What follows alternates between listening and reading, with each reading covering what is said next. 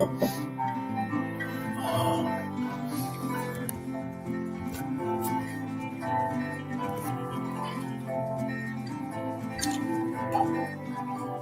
y'all.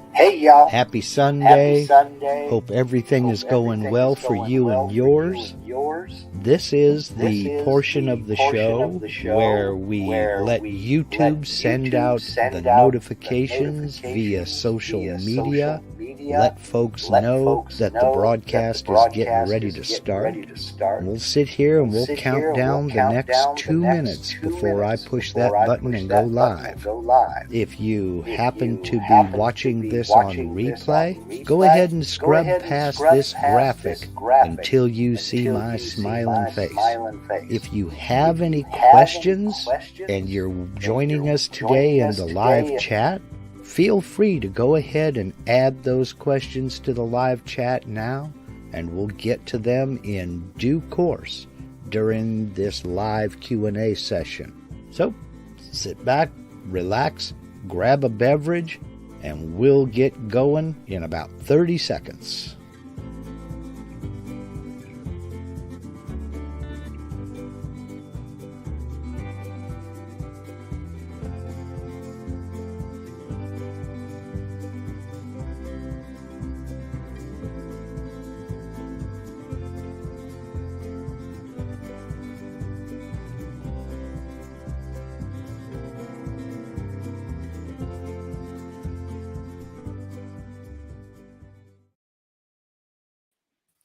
Hey, happy Sunday, everybody. Hope everybody's doing well, like that way too long intro said.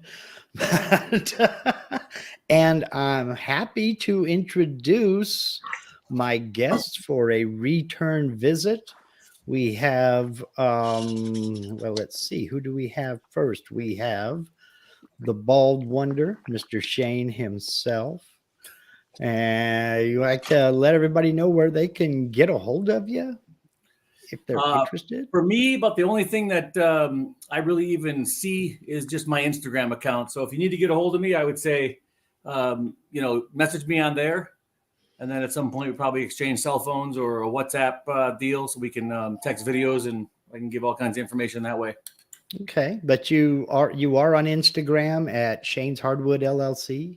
Yep, correct. And a YouTube channel I have going too, and the overlapping for vectors, I almost have that thing finished. I'm going to try to finish it this week so I can post it next Saturday or Sunday about taking them through a project from beginning to end, showing all the overlaps for all the different layers, why that's beneficial and all that stuff.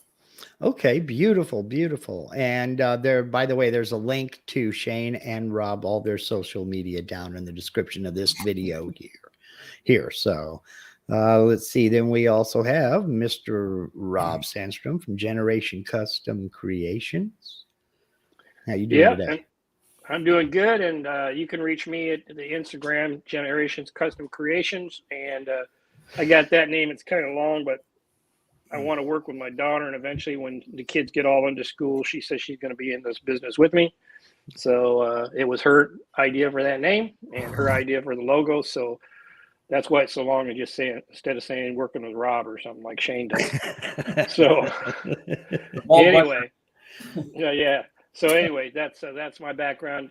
Instagram regularly, email. If you want my email, I gave it out on my last video on my channel, on my YouTube channel. So my YouTube channel, I'm trying to get up to speed so that I can actually keep a regular stream going on there. Right now, it's been focused primarily on all this multicolor epoxy stuff because people are so interested in it. But I'll start putting a lot of other projects on there here in the near future. All right, great. Yeah, I've been kind of, I haven't done any epoxy inlays yet. I do have one in the Pike, that pirate that I've been playing with and what have you. And my last tutorial video was kind of on some ways of node editing a little easier and a little quicker. And it's all kind of geared towards getting ready for the inlay when my machine and I are both ready. Right now I'm working on dust collection. I've got a couple more parts coming, And that's going to be the name of that tune. I'll finally be ready to do what I need to do. But then so my next video was going to be overlaps, simple overlaps. But if Shane's going to do that, maybe I'll do something else. No, go ahead, do it. Okay, well, mine is not as complex as yours. I was just going to do a simple overlap with that pirate that, as you said, doesn't really need the overlap, but I was going to do it anyway just to demonstrate the process. But okay. Well, as promised, y'all, this is going to be 100% your questions. And I'm not going to do any kind of presentation or anything like that unless it's absolutely needed. So we've already got a bunch of questions over here off to the side in the chat. If you guys are ready to handle them. And I'd like to get your opinion for both of you, except for the first two questions. They're for Shane. So we'll put You're just going to read them, right, Mike? Yeah, I'll just read them. And I'll also highlight them on the screen so you can see them. But the first one I can't because it came in before StreamYard started. So I can't put it up on the screen. But it's to Shane from a gentleman named John.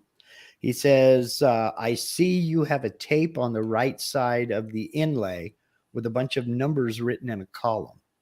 Can you explain what that is and why you do it? Absolutely. See, I'm trying to relax right now because I always feel so rushed. On Instagram, I've got to cram everything into a minute. And I love the fact that we have some time here and I can just talk. If I stumble over my words, it's no big deal. I love that. So I'll absolutely explain the tape. So how I number my vectors, I won't get into that yet. If you want to talk about that, if someone has a question on why I number them that way, I'll talk about it. But when I number them, there's usually a V-carve and then an end mill pass to clear out almost all the time. Sometimes just the V-carve if the vectors are small enough to where even an 1/8 inch end mill is not going to fit in there. I'll just let a 15 degree or a 30 degree V-bit run the whole thing. So over on the side, what I'm usually writing down is the number of the tool path. So like if, let's say if there was just a 2-color board and each color, let's say just say red and blue, they each had a cut with a V-bit and one with an end mill, there'd be, 4 actual cuts or tool paths. So there'd be 1, 2, 3, 4. One would be the 1/8 inch end mill, for instance. Number 2 would be the 15 degree V-bit. That would be for one of the colors. Then number 3 would be the 1/8 inch end mill again for the other color. And the 4 would be the 15 degree again. So that's where I kind of keep track of when you get into these things, like I'm redoing that board that has the 37 different colors and 9 different inlays on one project. I have not started it yet again, but I'm starting it tomorrow. And it's due by the 23rd this month. So this is going to be quite the feat if I actually make it. That board, I'll get lost. I'll get lost on where I left off. So I just have to make sure I kind of cross those off over on the side to make sure I don't rerun something I just cut. So I don't cut into it. Okay, so that's basically your way of keeping track of which tool paths you have run, and you can check them off as you get them run. Yes, and a lot of times I can just, a lot of times if I know there's going to be only 22 tool paths, let's say, so just maybe 12 colors, or sometimes white comes back in at the end or black will come back in at the end, so it may be a return color. But anyhow, if there's 22 things to write down, I'll just write down the numbers 1 through 22. And I can just cross off those numbers if I don't want to actually write the tool path on the label as well. Okay. So that's your organizational. It lets me know where I left off. Yes. Okay. I know the answer to this question, but I've got to ask it anyway, because that's what we're here for. And that is from Randy. He wants to know, who does your artwork and are they available? Absolutely. He's available. He's very busy. Like me, he has a regular job and was doing this on the side. And I think I may have made him a little bit busier than he's maybe wanted to be. I shouldn't even take all the credit. Actually, this all started from a friend in the barbecue community bought something and he turned me on to Traeger. And then, you know how these things just kind of steamroll. Well, anyhow, I came across one of his pieces that he made for somebody. They wanted some epoxy done after they had their labels printed. I'm going to find his name while we're talking here, And if I'm allowed to do comments, I'll post it in the comments.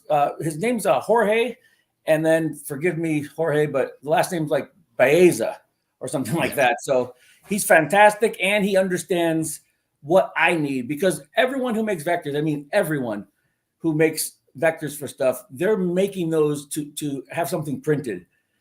They're never thinking about, this might need to get overlaid. Let me give this guy, a 20th of an inch of a black line so he can overlap and stuff like that. Jorge and I have been talking, and he's kind of doing that stuff for me. So when I get the artwork, I'm not doing that. I wish he was, but he'll leave me enough room to when I overlap, I can get into that black and with some red. And then later when I come back and cut the black through, it cuts back into the red and fills it. He's a really good artist, and I would highly recommend him. And he does that on a per piece basis. So you hire him to do one project, and then you go off and do that, and then you get a new project in. You hire him to do the next one, correct? Honestly, I don't hire him. I mean, I hire him sometimes because sometimes I'll have things maybe I want or a friend will want, and I'll turn them on to him. But for the most part, he does artwork for people, and then those people were bringing their artwork to me to have epoxy done for stuff he did. And then it turned on to where now barbecue people or somebody who sees what I do, they'll contact me. Hey, who's your artist? And I'll send them, to have him do the vectors because he's just really good at it. Okay. So basically you send them to Jorge, and then Jorge does his thing, and then they send you back the artwork. Okay. Yes. Gotcha. Okay. And as far as the artwork and the designs that Shane has done already on his boards, I don't think that's available to the public. So, you would have to talk to Shane about that. What was that question? About the artwork that you've already done. The things stuff I've stolen from like Disney or like the NFL? No. The stuff that you have actually paid somebody else to do for you. Mm-hmm. You're not going to turn around and resell that or offer that up, is what I was getting at. I am going to start offering people who are the more people that kind of come into this this multicolored, multi-layer inlay stuff, I'll start offering to maybe do their vector work for them or send them old files that are already complete so they can run the same thing and they can just scale it.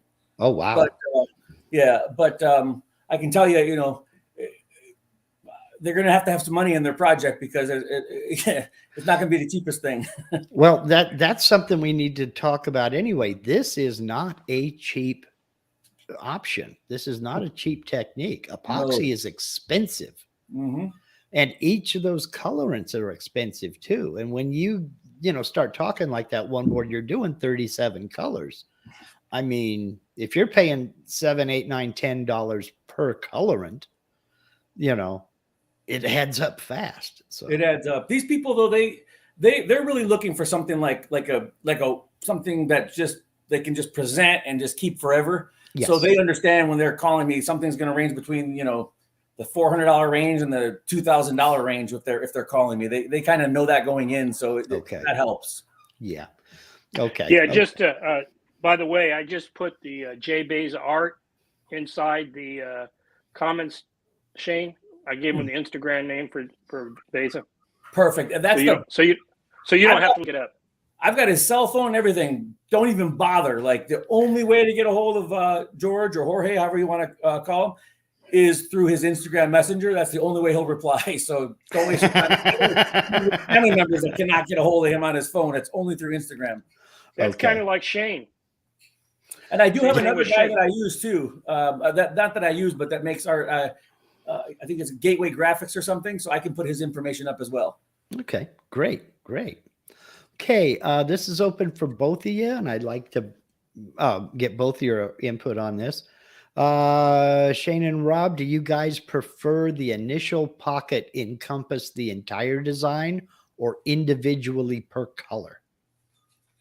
You want to go, Rob? Well, I answered it in the comment section, and what I said was it depends. So there is no one right answer. Now, right. Most of the time, I'll do an initial pocket that encompasses the entire design. That allows me to do all the pre-coat and everything else I need to do. But that's not necessarily, it's not a given that that's always the case. Because, for example, if I don't have a color that's going to be predominant throughout all of the project, that I'm going to get advantage by putting that initial color down, I won't do that. So it really does depend, but most of the time I will do an initial pocket that encompasses the area. At least that's the way I believe Shane taught me. What do you say, Shane? You're the master. Yeah, well, I don't know about that, but I like to do that first initial pocket. Like you'll see in a lot of mine, you'll kind of start seeing that silhouette. And a lot of times I just pour it clear. The reason for that is because I've been doing so much more now of face grain or edge grain boards and not end grain. End grain, you don't need to do that. You can get some really fine detail with a 15-degree bit because you're never cutting across the grain. You're just kind of like, they're sticking straight up and down, so you can get some really tight detail. But the one thing that I started doing this, the reason I started doing this is because when you're on face grain and you're using a small bit and you're trying to cut through, even when you're going slow, that grain kind of splinters and cracks, and a little bit of epoxy bleed coming out. I mean, we're talking, a 1/10 of a millimeter, 1/2 millimeter. To me, that's just too far. So I wanted 0 of it. So the best way for me that I figured out to do that was to just pour it with clear or black or white or whatever I'm going to be cutting into or want to cut into. And then cutting into epoxy, it can be very, very detailed. You don't have to worry about, anything cracking or splitting. Right. So, and that's something that a lot of people either don't know or forget. And that is every time you make a cut in a piece of wood, you are creating end grain. And if you don't seal that end grain, it doesn't matter if you're using paint, stain, or epoxy, it's going to just wick right up into that and bleed. Oh. So, okay. Yeah, and I don't know if this was part of the question either, Mark. And I know that when I talk with Shane on any given day, depending on how he's feeling, he'll give me a slightly different answer. But on this topic, that initial cut, when Shane was initially teaching me, and I'm saying this because Shane can tell me if he's changed his philosophy on this, that initial cut, that deep pocket, he used to, when he would send me the tool pass, because in the early days, Shane would actually send me the tool pass with the vector, and I was in golden shape. He'd say, just cut it like this, Rob. He doesn't do that as much anymore because he's got a real job and everything else. He says, I've taught you enough. Obi-Wan, go do your thing. That first initial cut was usually 0.15, and all the other cuts were 0.125. Mm-hmm. So, okay. So I had people ask me that before. Do I pour my initial pour deeper? And the answer is typically I do. Typically I'll pour down to 0.15 for that initial pocket. And like I said, I normally cut the whole pocket and then carve into it. And then the rest of the cuts are 0.125. And then that's done just so you don't end up cutting through that and getting down into that end grain again, where it's just going to seep all the way through. Okay. Correct. Got it. That makes a lot of sense. Okay, let's see. Let's get next here. And let's see, from Brooks Martin, Shane and Rob, do you guys have go-to bits? I do. I want to throw out a lot of names. I'm going to throw out 2, and I'm going to throw them out there equally, because I say one before the other doesn't mean anything. Tools Today, I buy a lot of bits from. I did a project for them about 3.5 years ago. They sent me a bunch of stuff, and I typically will go there and get some stuff. However, RIP Precision, you can find them on Instagram. That's the only way I know to find them. They just sent me a really nice package that I used for a project. It's actually the overlapping project. I used those bits, and I actually used a different epoxy for that as well, Olagan. So Tools Today and so far RIP Precision bits are the only 2 places I've gotten bits from, either them sending them or me buying them. And they work well for you? Oh yeah, they're great. Okay. And so those are the same bits that I use. I put it in the comments. Originally, my Tools Today bits were my go-to bits, but they're a little more expensive. Tools Today, they're Amana bits, and so Glenn over there at RIP Precision Tools, or RIP Precision Tools, he's been working at getting new bits on the regular fly. So, for example, the 30-degree bit I get from Amana is basically a single flute. They might call it a 2 flute. The 30-degree bit I get from RIP Precision Tools is a 3-degree. So it's a lot stronger bit. And so lately, you mean 3 flute, right? Yeah, 3 flute. And so lately I've been primarily going to RIP Precision, but I still go to Amana for I still go to Tools Today for those too. But the go-to bits, I put in the comment where my workhorse most of the time for the inlays is a 30-degree V-bit. And like I said, I use the RIP one now because it's 3 degrees. I mean, 3 flutes. I keep saying 3 degrees. That's okay. And then if you found a 3-degree bit, I need that because that would be more detailed. So the next thing after my 30-degree is the 15-degree, and that's for the fine detail work, the little small areas and so forth. So if I can go with the 30-degree, I go with that. And if I can't, then I'll go down to the 15-degree. The 15-degree is more detail, but it's also more brittle and easy to break. And then for the clearance bits, usually I'll be with a 1/8 inch bit. But if it's a great big one like Shane's been doing with his Vans and others, there's times I've used a 1/4 inch bit. It just depends. But mostly it's a 1/8 inch clearance bit. I was going to say, I didn't think I answered the question properly. I was talking about the companies I got them from and then never said, if I have to pick 2 bits that I probably use 90% of the time, it's going to be the 15-degree and the 1/8 inch end mill. And then I'll bring the 30 in sometimes, and I go 1/4 and 1/2 inch end mills for clearing, depending on how big the piece is. This week, I don't know if you guys saw on Instagram, it was like people ordered these monsters. I have like 4 or 5 boards going out tomorrow that are all 30 inches wide. So those are just huge clearing passes. So I use a 1/2 inch on most of those to clear that. Yeah. Because time is money, especially. Time for me is just like, I don't have much of it. So I got to get those things off and get the next one on as quick as I can in the little time I have. Okay. We got some good questions here. Bob Frail wants to know, what is your experience with the longevity of the inlaid cutting boards? Do they need to be resurfaced after use? And if so, how do you resurface? Another skim cut or just sand it?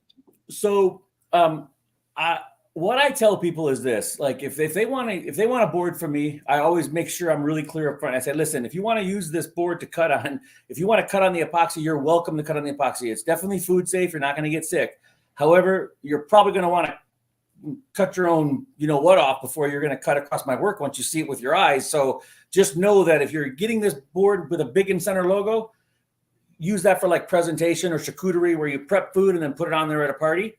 And then move it to a corner opposite your cutting hand. So if there's a right-handed chef, I'll put his logo down in the lower left corner. So he's got room to work on the board. And then his logo stays pristine right there to go on. I would never run a knife across epoxy only because a knife is going to mark epoxy just like it marks wood, and it's permanent unless you sand it out. And if you know how much work went into sanding these, Rob's going to tell you that's not something you're looking to redo. And if they send me a board, I'll redo it. But it's, who wants to spend that kind of money? Just don't cut across it and you're good. So a lot of times it's more presentation with the stuff I do. Yeah, and the other part of that answer is if you have to resand the board to get the knife marks out, remember we're only talking shallow depths of those details. So you start sanding it, pretty soon the detail goes away. Like I had a board recently, the one I'm talking about on my videos. Part of my green border went away because I had to sand down just a little bit more than I thought it was because the board was warped. I was going to tell you, so anyway, if you have to repair that epoxy by sanding it, you can do it, but you're taking a risk that you're going to get rid of some of the actual detail. Yeah, I was going to say, I don't know exactly what I can bench press anymore or squat, but I know that like if there's a strength for your sphincter muscle, mine is the strongest in the world because when I take down a millimeter off the top and I come across, I'm like, okay, everything looks good. And I notice something like, I want to get a little bit more. So I'll drop it 1/10 of a millimeter and bring it back. If you knew the fear that is going through my mind as that thing's running across and wondering, because once you expose no more color, you're done. You're starting over. So there's not much you can do. I mean, I'll cry about it. I'll scream and yell, but there's not much other than that you can do. Yeah. And you also have to think about the price point that these are. These are not $40 cutting boards. No, these are looking for a $40 cutting board. Shane already mentioned from 400 up to about 2,000. It's going to be the rare individual that's going to actually use that cutting board anyway. Oh, let me show you something really fast, guys. It's right here. Hold on. I want to show you someone who did cut on it. Oh, okay. Oh, right. I know what he's going to show you. You're going to die. Anyway, I wanted to emphasize one thing because I didn't realize this at first. when Shane was looking at one of my boards when I first was starting, and I was giving it as a gift.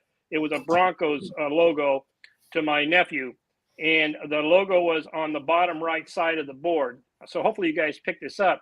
And he said, "Oh, so the guy's a left-handed guy?" I said, "What difference does that make, Shane?" And you just heard him talk about that. So think about that when you're placing your logo, especially on a cutting board. Ask them which hand they cut with and prepare with, because that's where you want to put your logos in a spot where they won't have a tendency to cut in that area. The opposite side, yeah. So take a look at this, everybody. So I'm going to try to bring this up to the screen. Okay, good. Mark zoomed in so I can kind of see what you're seeing. So this is a person who, she's given me permission to talk about this. I'm going to do a really funny story. Her husband had this made. This was my first 5-color inlay ever. Oh, no. Yeah, so hold on. Let's see if you can see it. It's a Baltimore Ravens one first. Yeah, it's we can see it, Shane. Okay, good. You can see it? Yeah. Okay. So he's overseas. They got into an argument. She's here in the States. He's overseas, military. Prior to that, he would never, the wood on here 100% has never been even touched. This guy would never cut on it. He treated it like his baby, and his wife knew that. So they got into a big argument. She took a cleaver and literally beat the hell out of it to where, and just sent him pictures to where you can see there's wood exposed there. So I just met up with her last week. Picked up this board because I'm going to just basically redo it for them. And no, that's not free. I'm going to just bring out my vector, because I still have this vector saved in the computer. So I'll blow this out about 1/16 of an inch, and I'll redo it, and then I'll just run all the tool paths again and then get it back to this again. So yeah, if you want to cut on it, this is how it would wind up looking, I think. Yeah, these are more for presentation pieces than they are for actual use. Wow. Okay, I think that answers that question. Yes. Let me see. Let me get down here to the next one. There we go. And this is from Jeff, JMJ Love Dance. Can you recommend an epoxy that would be the easiest for a beginner to use? You want to take that, Rob, or you want me to take it first? Well, to me, I don't know which will be easiest. Shane has more experience because he is the epoxy god, and they keep sending him all this free stuff, so he gets to try these things. But I pay for all my stuff right now. To be honest, easiest to use from a measuring standpoint, if you're using bigger quantities or whatever, would be, in my opinion, the West Systems epoxy. But I very seldom use that because all I have is the fast on that, and I got Upstart epoxy, so I use the weight measurements as I explained in my videos, and I explained why I use weight, which Shane was the one that turned me on to it. But those pumps, when they're working, are pretty convenient. As far as manipulating, you want to use a tabletop epoxy, and I don't think there's an actual brand. Do not try to use deep pour art epoxy or those things. At least that's my experience. They don't cure like the tabletop epoxy does. That's what I'd say. Shane, what about you? Yeah, if you're looking for something, you're doing something really small, there's really just nothing easier than like the West Systems, the 105 and the 206, whether you're getting, they send me the C now, which is the 5 gallon and 1 gallon, 5 gallon resin, 1 gallon hardener, or maybe 4 gallon resin and a gallon hardener.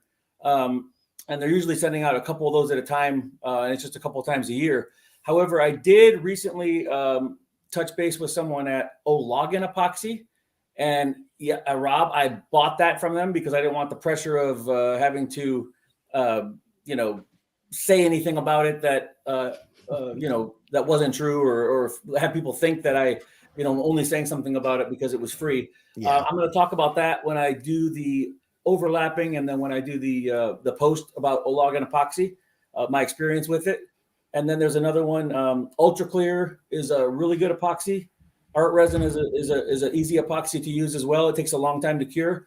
And I've been talking with someone at Epoxy because I use their tints and their powders, just in case that's a question. If you're going to ask me what I use for my colors, I would say 95% of the time I'm using Epoxy liquids and Epoxy powders for that. I don't use their epoxy, and this is the only reason why. In the very beginning, it was an expensive epoxy, but it's very good. I've used it. But once a company, once you're doing some things, and then West System has this like epoxy magazine that they put me on the back of, and then they start sending me things, it's real hard to go and spend a bunch of money on epoxy if someone is going to like help you by sponsoring. So I'm still talking with West System, but I'm also talking with EPIC Epoxy. So I'm not really sure where I'm going to be in 3 months from now, but I'll never not say that West Systems is probably the easiest way to go because of the measure pumps, and their resin is very thin. Well, I think EPIC Epoxy as well. Their resin is very thin. So if you're looking for something fast, that sometimes it takes a lot longer for the resin to pour out. The EPIC Epoxy, they're both kind of liquid, and just one pump, and it's a 5-to-1 mix, and off to the races you go. Yeah. So basically stay away from the deep pour stuff. You don't need it. Well, not for a 1/4 inch. No, now you can use it for sure. Just know that you're going to want to give yourself a longer setup time. So the deep pour, the reason you don't going to get bubbles in the deep pour is because it takes a longer, it's a longer set time. So when it's going through that degassing that you see, like if you watch like Jake Thompson or something, he's always degassing all of his projects. He has to do that because he's not using a slow setting resin. Right. But epoxy will degas itself if it has enough time. It's just a matter of the temperature in the room and all these other things. So for me, I use a torch because I don't have the time to babysit it for 14 hours. I think 1.5 hours or 2 hours is long enough with a heat gun, or not with a heat gun, with a torch. I never use a heat gun. Okay. So let me add on to one thing that Shane said. It's an addition because he mentioned it, and somebody will have a question, so might as well cover it now. He talked about the pigments he uses because I've been getting questions through my YouTube channel on that, what pigment, so forth. So he told you that his 2 main pigments were the other set of pigments that he's shared with me on a couple of occasions. Jacquard is one of them that he uses quite often for like the whites and a couple other colors. Right. And then Fire Dots occasionally. So those are 2 other brands that he's recommended to me on different occasions. So before Fire Dots, which one did you say? Jacquard. Yeah, Jacquard is a good one. And also there's another one. It's Black Diamonds? Black Diamonds. Yeah, they work great. Okay. So I just brought those up because I know other people will ask about different epoxies. And so those are other brands that he's recommended to me. So you don't have to use the colorant supplied by the epoxy supplier. Oh, no. Okay. No, not at all. Okay. I'm not even sure West System makes colors. Well, yeah, I was going to get into that because I don't know if they make tints at all. Yeah. So, okay. All right. Well, we have next from Fred Floyd. Do you have to worry about running, I'm assuming the bit, too slow and melting the epoxy? I've never had that happen, but Laguna Tools will tell you that they laugh at me all the time because I run everything way too slow. So, I'm not looking for any kind of chipping or any breaking or anything like that. So if they tell me a tool can run at 100 linear, what do they go by? 100 linear feet per minute? Is that how inches per minute? Yeah. Inches per minute. Yeah, I'm sorry, linear feet. Sorry, guys. It's been a long week. 100 inches per minute. If I'm running an end mill, I'm probably going to be 70 to 80. And if I'm running a 15-degree bit, I'm down around 35 or 40. Okay. Yeah, that's Shane, more about the durability of the bit than anything else, correct? That and just, I think it is more about the durability of the bit, but it actually cuts much nicer, even cutting into epoxy. If you run something through there too fast, it can chip. And like I said, even though it might be minute, those little things can just make a line look blurry instead of nice and sharp. Okay. So Shane typically will take the manufacturer's numbers because he basically defaults to whatever's in the tool database, and he won't. And I'm not saying that as negative, but when he gets on there, the first thing he does is manually cranks it down to 30% or 40% of the speed, sometimes 50. And when he was coming over watching me and I was running him at 100% of speed on a couple of things. He goes, man, you run it that fast? Are you crazy? There was some sphincter test that day too when I saw that. Yeah. So he does, what he's saying is he typically runs about 50% or so of what the fastest speed rate is for a given tool.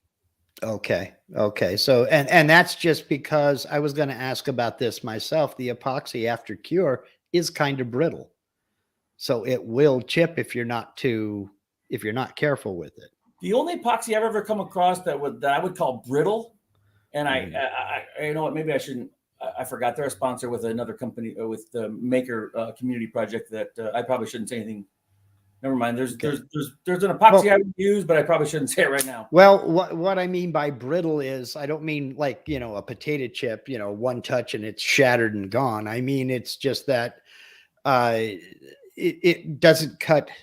It could cut jagged edges if you ran it too fast. Absolutely. That type of brittle. Okay. Okay. Another personal one for Shane here. Are you at home with this pinball machine and foosball table?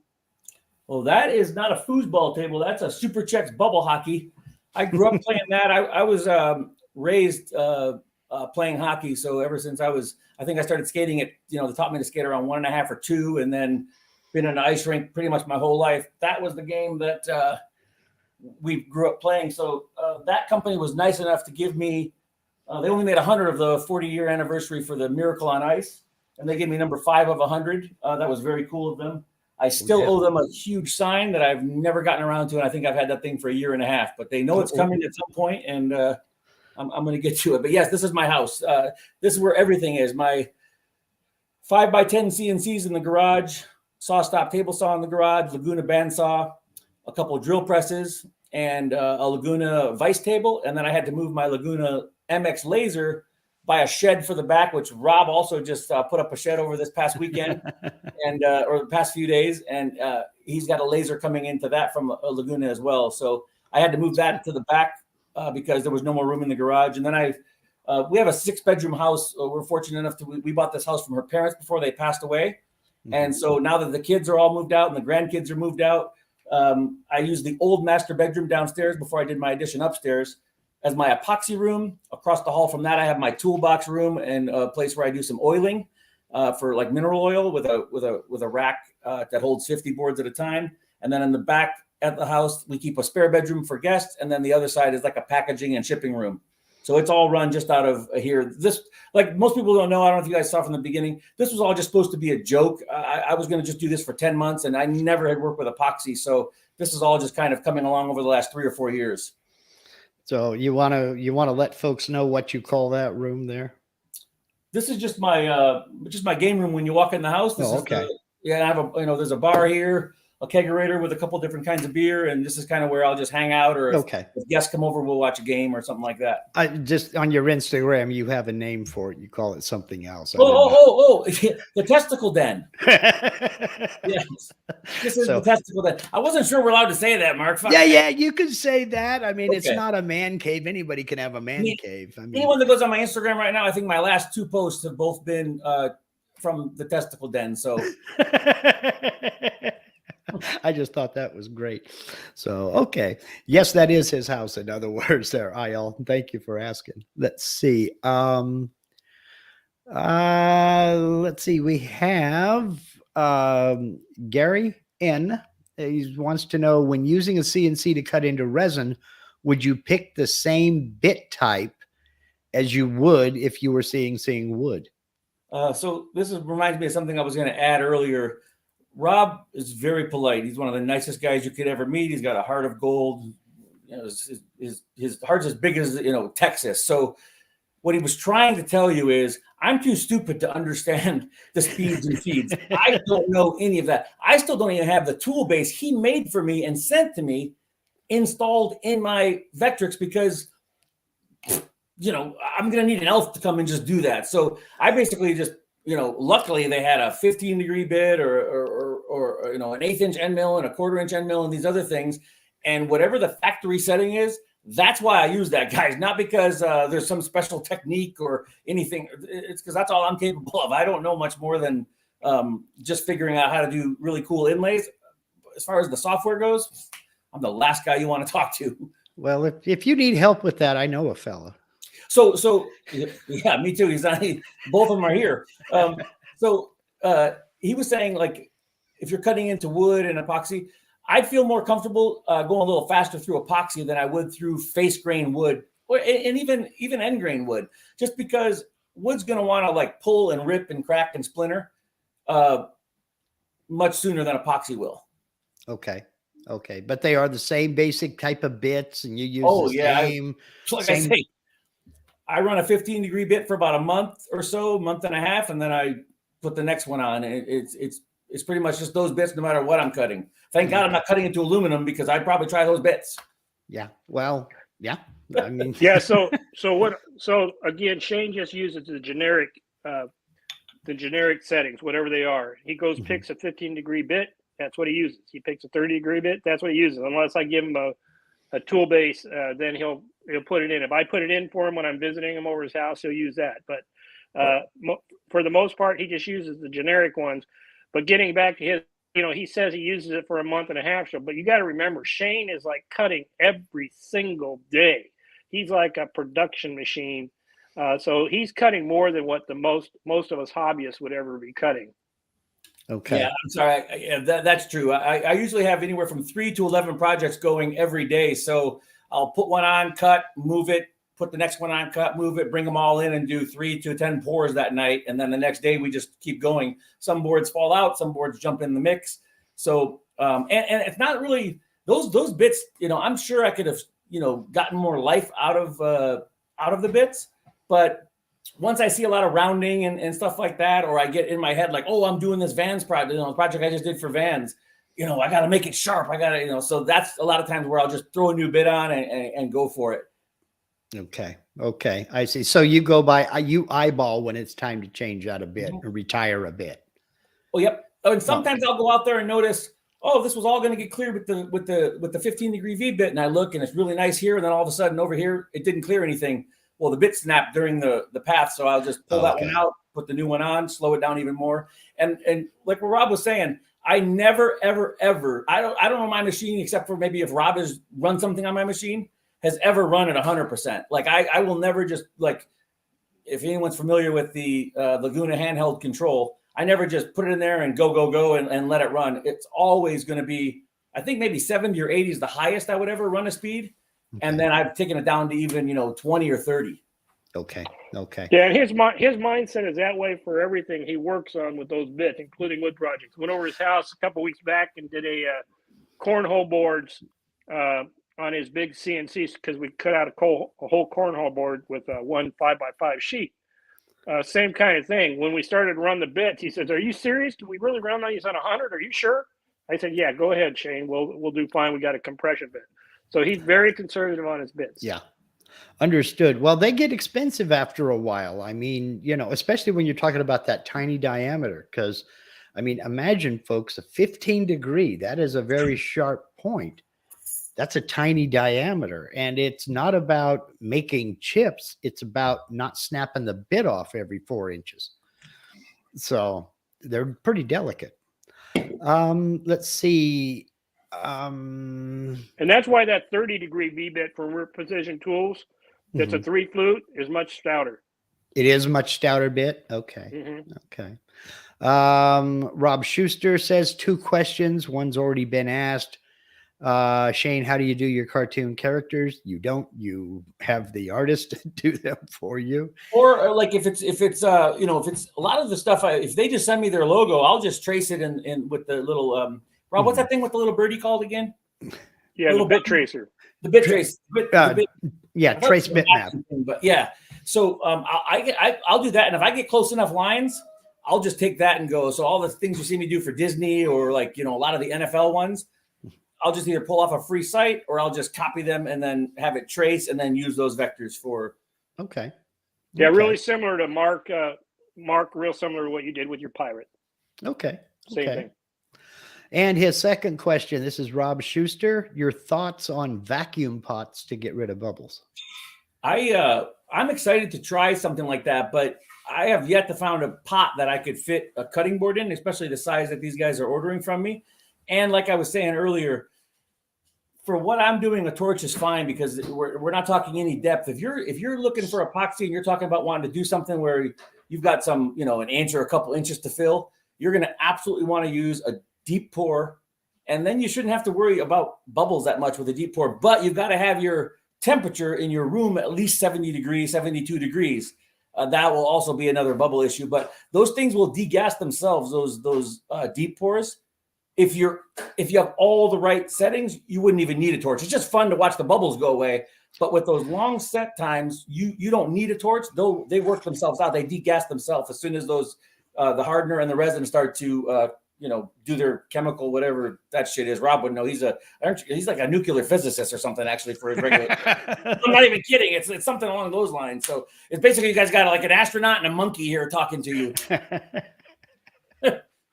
Well, something else that I do know is when you see a lot of people using pressure pots, what they're doing is they're making a hybrid. They're combining wood and epoxy into a solid object. They're either going to turn or machine or something like that. And what you have is epoxy working its way into the wood, releasing air bubbles out of the wood. Correct. Now, I've seen a couple of other folks take some clear epoxy and seal that wood, brush it on and seal the wood before they ever put it into the mold and cast it. And the other thing they do, Mark, with that is that they're making castings themselves to do like pin blanks, things like that. Right. Yep. And the name that always comes to mind for me when I hear anybody talking about those pots is definitely Jake Thompson. If you don't follow Jake Thompson on Instagram or his YouTube channel, I mean, he's actually one of the reasons I got to where I even got to on the CNC, because I was watching his videos for different things in the very beginning.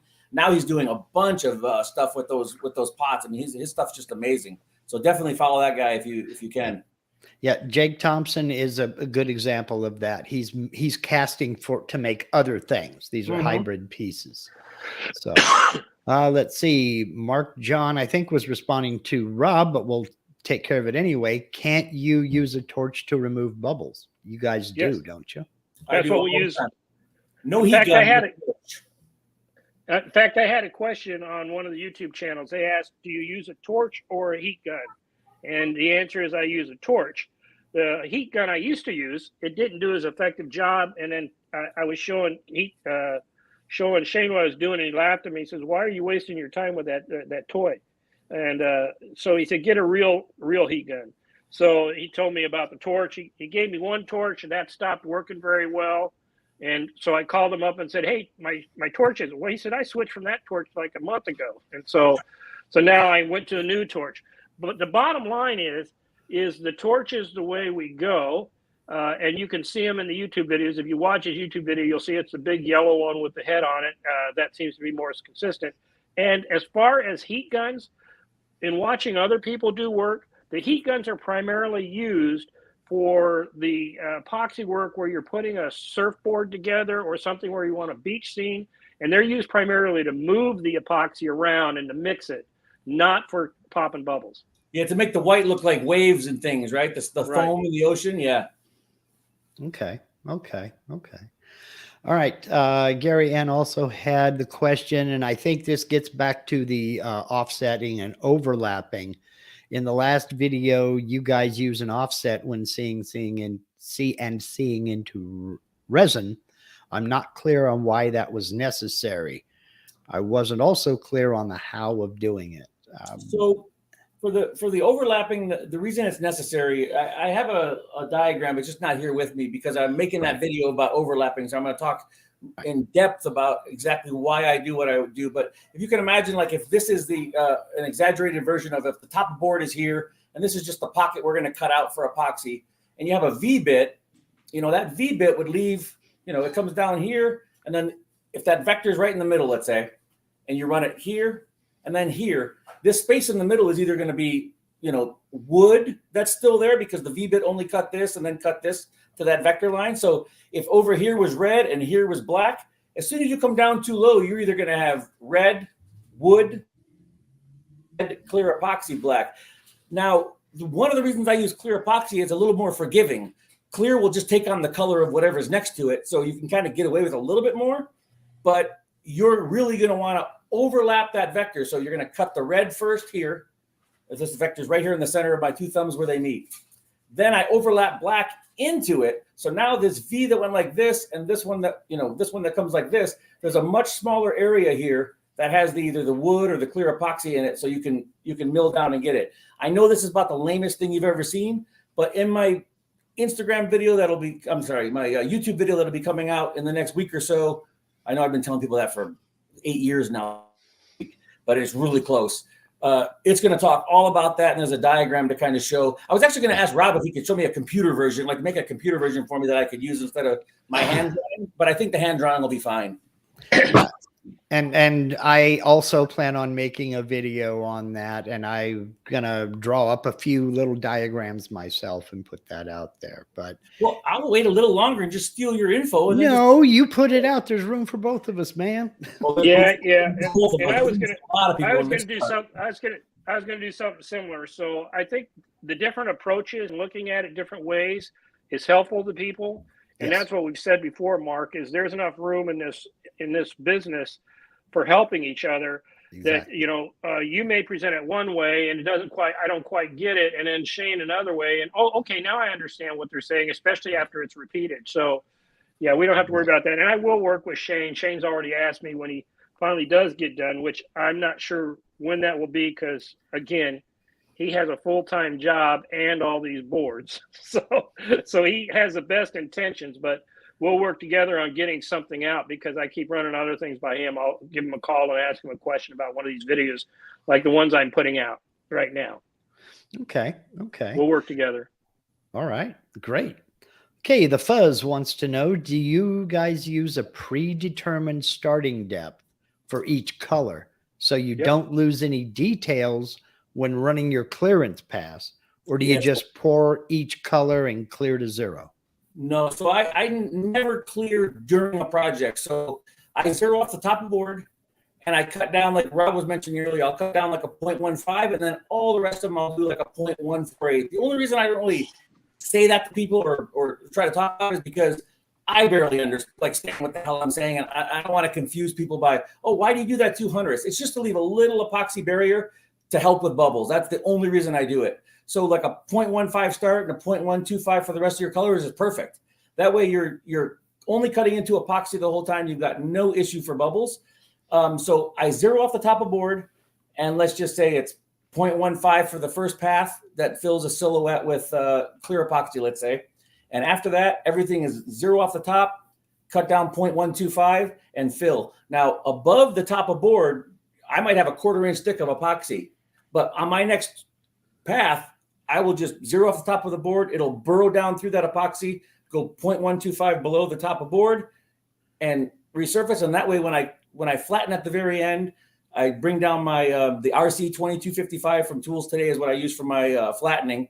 And I'll zero, and then I move it over, bring it down next to the board. I'll take it like, 0.5 millimeter lower than top of board. And I just know that I can just run through there left and right up the board and everything's going to be lined up perfect. But even though I say that now because it usually works out, there's still that sphincter test, the training that you're going to have to go through. You're going to want that really strong. Oh, okay. Or have extra underwear with you out near the CNC. One of the two. Okay. You guys did pick up on the point that Shane said, right? Because this is where I've seen some problems happen. I emphasized it in my video, and I will when I do my milling, which is either the next video or the video after. Well, actually, I did it in the other videos. He's actually zeroing. I put a little X in one corner of the board where I try not to get epoxy on it. Oh, and so I always zero off that same location. So all of my pores should be the same, other than any clamping pressure or board warpage that has happened since I started. Because be ready for that. That's what happened on my last board. Was the board warped a little bit on one side. Rob, when we have some actual time to talk too, I know I'm going to put a video out about this, but I've had a lot of board warpage lately, but I've also come up with a process to completely work it out to where you don't have to worry about it. It's a little bit complex, but in the end, you can basically flatten off your piece, knowing that you're not going to be heavier on one side than the other, so it looks wonky, and then flatten the whole piece and then flip it over. Now, on the bottom side, build your boards a little bit thicker because you could lose up to a 1/4 inch with this process if you get warpage. But then you're talking about a perfectly flat board again that would normally a year and a half ago, it would have been damaged goods to me. I would have just started over. Now I can I can pretty much get people out of any bad situation they're in. If it's physically possible, I can get you out of it. But it's just a process. And as much as I'd love to just throw my phone number out right now and have everyone call me so I can talk about it, because I am passionate about this stuff. I love it. You don't want to do that. There's just no way. Yeah, there's just no way to have even the time to do it. Like, getting help with my Instagram lady that posts for me, and that's a big help, but it's not near enough. I need like a YouTube guy, and so anybody wants to work for free. Okay. Next is Brooks Martin. Do you guys see any color fading? If you leave it in the sun, the sun will F up everything. Doesn't matter what you use. Doesn't matter what kind of protection you put over it. Even teak furniture, the best teak furniture in the world, 2 years out in the sun, you're either going to refinish it or your teak furniture is going to be shit. Yep. I do know, and I can attest to it. Clear epoxy will yellow, especially, and it will yellow in the sun like that. UV is the enemy of any kind of epoxy. But if it's an indoor project, just kept over, in your kitchen or hanging on a wall or whatever, indoors, you're fine. But UV is the enemy of epoxy. Well, somebody might ask this because of this topic that we're just talking about, but we actually finish all of our epoxy projects with typically Odie's oil. So Odie's oil will actually attract to the actual resin. So we actually do all of our boards using that product, unless changed. No, Odie's oil. Odie's oil is my number one now. I use it for everything. And yes, they send me a lot of stuff that I don't have to buy, but that's not why I spent thousands of dollars on Odie's oil before they ever sent me anything for free. The reason for that is because I just pass it on to the customer. I mean, it's expensive, but that stuff is great. Do you guys know you could use Odie's oil on concrete? Like it bonds to epoxy. I mean, you can use that stuff on anything. And it's completely environmentally safe. Like there's just no health risk to it. Like that stuff is amazing. Now, if I'm doing a project that is not a cutting board or food safe project or something like that, I have been known to use spray lacquer on that, just because it's fast and quick and does a nice job. But most of the stuff we use Odie's oil, and the spray lacquer isn't environmentally safe. And I have talked with the folks up at Stone Coat Countertops. They do the countertop epoxy, and they recommended polyurethane for a finish if I want a high gloss or a semi-gloss or satin finish without a lot of sanding and polishing. They said just shoot polyurethane over it. I'm like, okay. But who wants me to send them a cutting board that they're going to set? Well, no, obviously, yes, but I'm talking about specifically for a wall hanger, then I'll shoot it with, or a chessboard or something like that. Let's see here. Mark John just opened up a can. We will get into this a little bit later on. I'm letting you know that I see your question. We'll do a show and tell here pretty quick. Yeah. Mark. And show his Vans. If you have his Vans one, that one is so cool. I don't have the Vans one. I just have the pictures that we used last time, but just for people who have never seen this stuff. Oh boy. Rick A wants to know, have you ever tried using a heat lamp to speed up the cure? No way. No, but I keep a electric heater in my room where I pour to keep the whole environment. It's not focused on the resin. It just keeps the environment. Project. No, I keep it at about 70 to 72 degrees. Shane keeps it at 68. Okay, now am I right in saying you don't want to try to speed up the cure? No, you don't want to. You want to let that outgas and get rid of those bubbles. Okay. Yep. Okay. All right. See, we're just picking all these up. In fact, the problem with trying to speed up the cure, I'm glad you asked that question, Mark, and that's why we stay away from, for the most part, the fast cure. It doesn't cure evenly. It starts to get chunks in the epoxy and just doesn't cure right, and you get more bubbles. Okay, we have here another one from Gary Ann. Has anyone tried using shellac rather than a coat of resin to avoid color bleeding? Shellac is less work, but I'd like to find out if it's as effective. I have tried to use shellac, and it worked some of the time, but so the answer is it's not as effective. The resin would work almost 100% of the time. The shellac would be iffy. Yeah. Okay. And Mark John wants to know what machines are Rob and Shane using for their carves. We both use Lagunas. I use a IQ. I don't run as big of projects, and I haven't been willing to fork out the bucks yet for a bigger one, and I need more garage space, but Shane doesn't care about his garage space, so Shane will talk about what he uses. Yeah, he's got a monster. I started with the IQ first, sold that to a guy. Well, he's actually a professional motorcycle dude. I forget his name now. Forgive me, Josh. Yeah, no, it's Josh, but I just can't remember his last name. No, Josh Heron. Sorry. Anyway, he bought my IQ, and then I was able to buy a 4x4 Swift. Laguna gave me a really nice price on a 4x4 Swift, so I bought that. Then I wanted something a little bit bigger, so now I have the 5x10 Swift, which I'm not allowed to talk about the price I got for that, but man, like I love Laguna. Laguna, everybody. Use them. I'm going to just sit here with my machine envy and shut up. The biggest thing I think if you gave me any CNC and I learned how to work it like I've learned Laguna since this has been from the beginning, I'm sure that you can run all these projects. The biggest advantage I think I have, and I don't even know that this is true because I've never worked on any other machines, but having your XY0 be so tight and precise, we're talking like, less than 1/10 of a millimeter. And then as long as then it's dead on from then on out. From the very first time you do your rails, I'm within 1/10 of a millimeter when I set up that XY.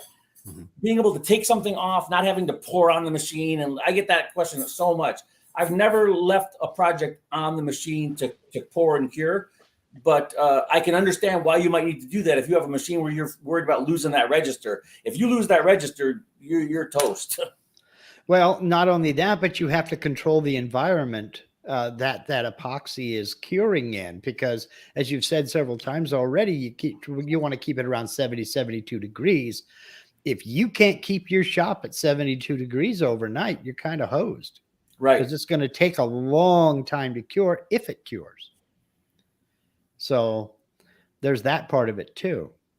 For both of you here, Andy and Kathy Sporsic, hi Andy, wants to know, have you entertained the thought of doing an entire board that's epoxy? I know it would be pricier, but it'd be a lot more stable than wood and easily washable. Definitely. In fact, I'm considering moving to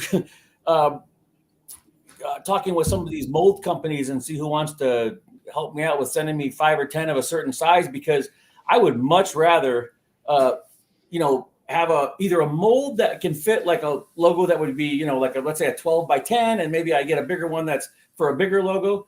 But I would love to be able to just, pour some epoxy, have about 1 1/4 inch thick, do my inlay onto that board, then just profile it out and inlay it onto a board if I needed to, because epoxy is not going to warp or move. I mean, if you get that stuff, you pour it into that form, you let it sit 30 days, you take it out to the machine, you flatten it. That thing is never going to budge. It doesn't matter how much epoxy you pour in one side, what the temperature is, nothing. It's just going to stay. That would be ideal, but like you said, that's pretty expensive. So you're talking about basically having a stock of these logos already cut and just sitting on the shelf, and you get an order for this logo, pocket the board and epoxy that logo in. Not so much a stock of the logo, but a stock of epoxy, either epoxy pieces, a size where I can know that, okay, this logo will fit in here, and I cut it into that, or like this guy's saying, just do the whole board epoxy. I have done full, epoxy boards, top and bottom. It's really cool. It's fun. For charcuterie type stuff, but it's just way more expensive, and I'm already expensive enough. So yeah, so what you could basically have, Mark, is like a white or a clear epoxy block ready to do a logo, And then what Okay. Shane was talking about is you do your logo in there, and then you take that, and you've seen my Marine Corps flag. I don't know if that's one of your pictures. I did. That wasn't all epoxy, but it could have been very easily. And Shane helped me do that one. And basically, we just took that and dropped that in the flag. So you could build your logo, trim around the clear now. You don't have it. You've already got your logo work done, and just drop that in a pocket. Yeah, you would just use the profile path to profile out the logo, and then use that same profile path. You just copy and paste it, and then you take it out to cut it into the board plus 2/100ths, let's say, or something, so the logo will sit down in there. And Okay. Kind of like a V-carve inlay, a wooden V-carve inlay. Think of it that way. Okay. Yeah, I kind of gathered that, and I'm sitting here trying to think a little bit, and it's just okay. Yeah, that does make a lot of sense. That does make a lot of sense. Okay. We have got a ton of questions. We've already been on for a little over an hour. We have a ton more questions, and I really hate to do this. I'm going to pick one more question to answer, and I'm sorry, guys, you're going to have to save for the next time if I can bug these guys into coming back another time. Mark, I'm always, even if you wanted to say, Saturday morning at such time for 90 minutes, I can put that aside for people. I love answering these questions, and I want to help as many people as I can do this. So you guys set it up, and I'll be able to make it work. You heard it here first, folks. Watch out for some special editions then. Okay. I don't know. I don't know if we just volunteered Rob or if Rob even wants to bother with us. The other thing you can do is, I'm putting out the series, and Mark's been pretty good about announcing it on multicolor epoxy stuff. And so if you have questions or want some information there, you can put that in the comment section of the thing, and if I can answer it right away, I will. It's harder to do writing, and I know that it's a lot easier verbal, but I can do that, or I can do like a special YouTube video. I would say short, but I don't know how to do short because I like to get into details. Just what I do from nuclear power days when Shane was talking about, and but if you put a comment or a question or a request, then I can do that. And a couple of examples of that were, I had people ask me about, can you really explain to me how you're using that resin calculator? You just zoomed by it on me. Or, what do you do why do you keep going with weight versus volume when you're measuring this out? So if you put those in there, then I can do a quick YouTube video or answer it, or plan a future YouTube video on that. That's right. Because remember, and this is the same thing with me, any question you have, you are probably not the only one with that question. Correct. So, but you do have to listen to long videos, because I don't know how to keep them under 5 minutes like a lot of other people. Who are you talking to? My longest video is 59 minutes, 55 seconds. Not you. I'm talking about these popular guys that tell you if you go over 9 minutes, you're using too much time. But they're also asking us the questions too. Yeah. So we'll do one more question, then I have a shout out to give, and then we'll wrap it up. Let's see here. This is from Fred Floyd, and this is one question I had as well. What is the sanding products you use once you get beyond 400 grit? What do you sand up to? You want me to go first, Rob, or you want to go? Yeah, no, that's Shane's question, because I don't nearly go to the extension he does. So if you want to know what the master does, he's got to answer that question. Well, I'm not saying that it's necessary to go to the extreme that I go to, but 400 is that's basically a starting point. So so I sand up to about 12,000 to 15,000 sometimes, and then I move over to a 3M polishing system that I learned from Matt's Woodworks. He did something with Mirka, and also just I use the Mirka discs. They don't have the holes in them like the Festool ones. It's like the mesh. So those things are great, especially for epoxy work. I mean, absolutely great. So it costs a lot of money to get your first set, but you buy 120 or 80 all the way up as high as they go. I think is about. I get the disc from them to about 800, and then I use these Festool pads that don't have holes in them. 1,000, 2,000, 4,000. And then I switched to some other brand that I can't even remember who the hell it is. I bought it a long time ago and I bought way too much of it. So I'm still using it. The problem with that one, I noticed that the sandpaper that has the holes in it allow those pads that the sanding disc stick to. Sometimes one or two of those, the mail from the the Velcro on the sanding pad will stick through that that hole. So you'll notice you're going to see little scratches and stuff on there. That kind of bothers me. But I've also noticed that not everyone's taking the thing and going out to the sun and examining it. That's how I kind of thought things always were before. But I've realized now, I mean, if you're standing up to, 400, 600, 800, and you put like some kind of polish on it and you hit it with a buffer, you're probably going to be, totally fine. Okay. So you were really going for that high gloss polish. I mean, getting out Jeweler's Rouge and getting ready to go for it, almost Right. type of a polish. Yeah. Okay. Yeah. Okay. Yeah, and so what I do is I'll typically start. Shane had told me try not to go below 280, but sometimes if you got a buildup of epoxy, you just need to go down there and work through the grits. But I'll typically go. I'll typically start about 220 or 280, then 320, then 400, then 500, then 600, then 800, then 1,000, 1,200, and then usually I can stop at 1,000 if it looks good enough to me, 800 or 1,000, and if it doesn't look good enough, because it's extra special, I'll go up to 1,500. And I'm using all the Festool products for the most part. I've tried a couple others, but so mine I'll get up to 1,500 for a really special project. For a normal project that I know that people are, it's a gift or it's not going to be, somebody's not paying me a bunch of money for. Yeah, I'll typically go to like 800 to 1,000. Yeah, see, you guys are already way beyond me because I'm used to 150 and 220, then shoot a coat of lacquer or varnish over it. So I'm going to have to up my sanding game as well. Well, that started, Mark, because of Shane. Shane ruined me.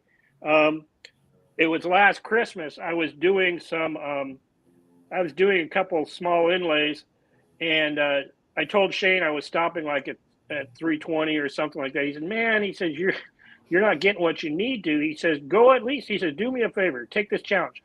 Go at least to 1,200 grit.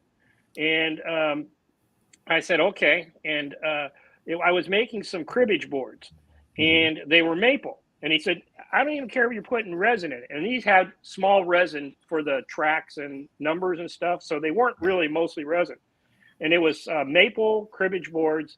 And so I said, I'm going to take Shane up on it. So I went up to like 1,000 grit or 1,200 grit. I walked out of the garage. I walked in. I turned on the lights, and the cribbage boards were like glaring at me like sunshine, from across the room. And I said, oh my goodness, it really did make a difference on the amount of sheen you got just off the wood.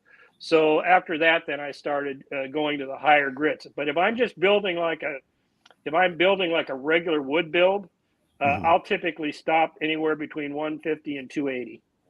Yeah. Just depends on what project I am. I come at this from the old cabinet shop days where we did our smoothing with 150 and then our finishing with 220, and that was it. You're done. Well, that's more than enough, especially for like wall pieces. I won't go past 280 either, because you're going to hit it with lacquer. That's going to make it look perfect. There's no need to waste your time sanding. But for like something that's going to have food on it, you've just got to work through all that stuff just because I wish I would have never started cutting boards and only did wall signs. That'd be great. Well, and the other thing of that gets back to the Odie's oil. See, the Odie's oil, the one unique characteristic about that, like if you're using Rubio Monocoat or something like that, they tell you not even to go above 120 in their literature. But Odie's oil says they will stick to as high a grit as you get it and reflect whatever the grit was. Okay. It's good to know. That is good to know. It bonds right with the epoxy. Okay. Well, I do have one shout out I need to do. It is related to this in that it is also an epoxy project. And Shane, you didn't get to see this before we went because you had to go change clothes. But I ran across a project on Facebook in one of the many Facebook groups that I frequent. And this gentleman by the name of Tim Salisis, he doesn't do multicolors, but he started doing portraits with epoxy backgrounds. And I wanted to kind of show this off and give him a shout out, just simply because I loved the project. Now, this was the photo. It's a friend and his girlfriend. And he took that into Adobe Illustrator and did some vector work on it. And this is the piece that he ended up with. That is white epoxy in black walnut. And when you look at the detail in this, I mean, that really spoke to me. And I said, oh man, I got to show this off during this. Now, do either of you guys do portraits like this? No, I've not done anything like the, I mean, stuff like that. Maybe on the laser, I would burn it and then just fill with a clear. Right. But no, I've just, there's so many ideas I have and things I want to do. There's just no time for it. Yeah, I hear you. I hear you. I just thought that was very spectacular. That looks great. That's amazing. He said it took him a while to figure out the process because he went through several different programs to try to figure out a good one that would trace a photograph this well. And he ended up going through Adobe Illustrator. Oh, see, I can't even hardly open Adobe Illustrator. I was hoping you'd say it was something else, but yeah, I would love to learn how to put photos in and use Adobe Illustrator, because Adobe Illustrator, in my mind, should be the easiest way to do overlapping. But I just don't know how it works and I can't get inside it. But that's what I would love to know, is how to use that stuff, because, you know, without we'll go another hour if I try to talk about. Yeah, I'm with you. I'm with you. I could easily do it. But that gentleman's name is Tim Salisis. The easy way is to go, and I put links to his social media down in the description of this video too, is his shop is called Cuss Tims, which I thought was brilliant. CUSSTIMS. He does a lot of he's on the Instas, he's on the Facebook. There he is. I'm just following him right now. Okay, well then you could go check him out and see what he's got going. He's a heck of a guy to talk to. And I saw that and I said, oh, I got to share that. I got to share that. So thank you for humoring me on that score. So I won't pin you guys to the wall on when you can come back next, but we'll talk behind the scenes. I've got a couple of videos I've got to get done. The current status on this is waiting on parts for dust collection, and then I can get to work. But were you going to show a couple of examples of Tim's work? You said no, that was I showed a couple of time. No, I already showed Tim's work. I showed that portrait. But no, Shane's work I meant. Yes, I am. I'm opening that folder now as we speak, because John asked for examples of your guys' work. And let me find the folder. There it is. There you are. Okay, I'll bring one up and come back over to y'all. The very simple example is, let's start with something that will get us all a copyright strike and say howdy to Mickey. These are what these multicolored epoxy inlays look like.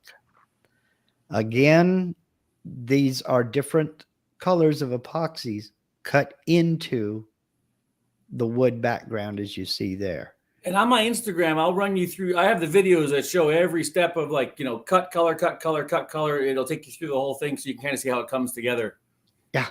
And no, these are not stickers. No, that's not painted. Those are epoxy. I wish they were stickers. We're talking about white epoxy, red epoxy, white epoxy, red epoxy, and each one, white stars in the blue field, and each one's a different layer. Each one overlapping is key there. Otherwise, you're going to have stripes that are not the same size.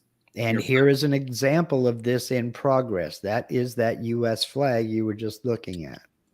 Oh, the Smoke and Mahoney. If you go to my Instagram, the Smoke and Mahoney is one of my favorite builds of all time. Oh, Smoke and Mahoney's, yes. Oh, the video, yeah, that thing is just fire. And we will zip out of here and there's the Tools Today logo, of course, and then the Black Marine core, of course. And that was a couple of examples of text. And this is a gentleman I wanted to point you guys to. I talked to this guy. He's really cool. And he's doing it on a rounded... Rob Schuster. Yes, he's got to go a bit deeper to be able to not lose his edges. But I love this. I love what he's doing.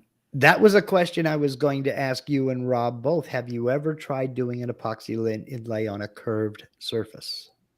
Would love it, but it's just, and I understand what I would have to do to get it to be perfect. But there's just no time. And I'm just really happy this guy's doing it because I have such little time to even get on and appreciate everyone's work. But I remember when I was talking to this guy, he showed me this. I sure hope I followed him back. What was his name? Rob Schuster. Rob Schuster. If I didn't follow you back, I apologize. I'll try to make a note and get you. But this guy, he's just so cool that he's doing it on a drum, basically. Yes, and the cooler part is that's two different types of wood. You should have you seen the build video for this drum shell? I got to watch a little bit of it, and I think my phone at work rang, and then it was over. Oh man, the guy he's a mad scientist with the CNC thing. Yeah, I'm not. I remember I was like this when my phone. I was like watching it, going like, "Wow, this is great," and then he got busy. But yeah, that guy Rob Schuster, he's doing something really cool there. Now, this is something that Rob's creates. Right? Yeah. Yes. I think that these are excellent, and it's not a complex inlay. That's really a good idea.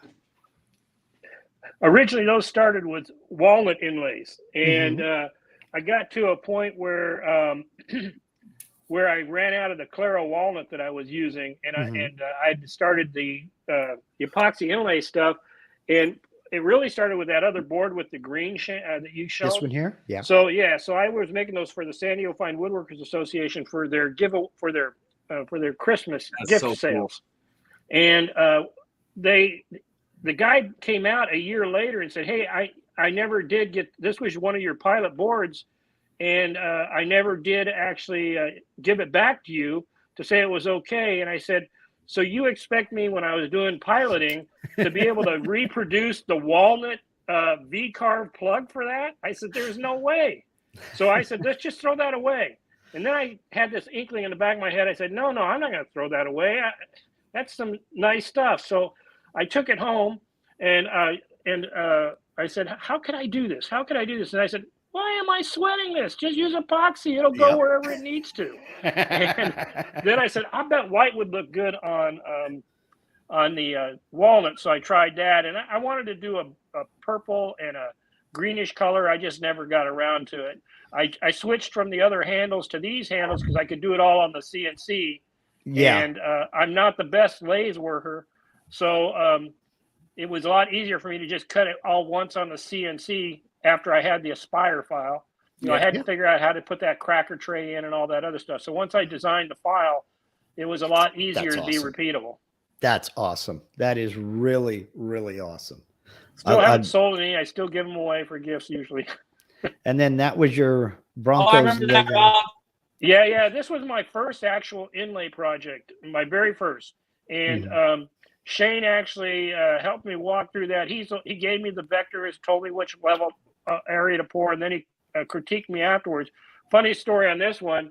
I was doing the milling process on this that Shane talked about, and just past the horse's nose, there was actually a big juice groove. You don't see that anymore, right?